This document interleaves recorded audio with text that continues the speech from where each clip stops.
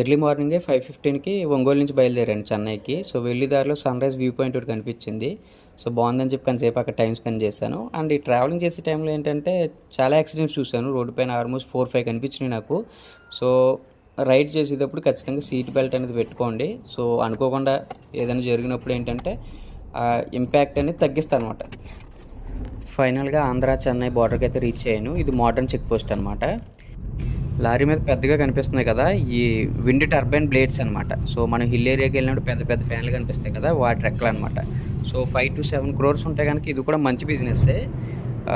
మనం గవర్నమెంట్కి విద్యుత్ ప్రొవైడ్ చేస్తాం, వాళ్ళు మనకు మంత్లీ పే చేస్తారనమాట.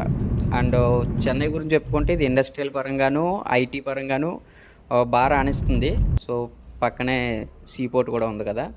నేనుండే ఏరియా ఏంటంటే షొల్లుంగ్ నెల్లూరు. ఇక్కడ మెట్రో కన్స్ట్రక్షన్ జరుగుతుంది, అందుకే రోడ్ నేరాగా ఉంది. సో ఫైనల్గా నేను ఉండే అపార్ట్మెంట్కి అయితే రీచ్ అయ్యాను. సెకండ్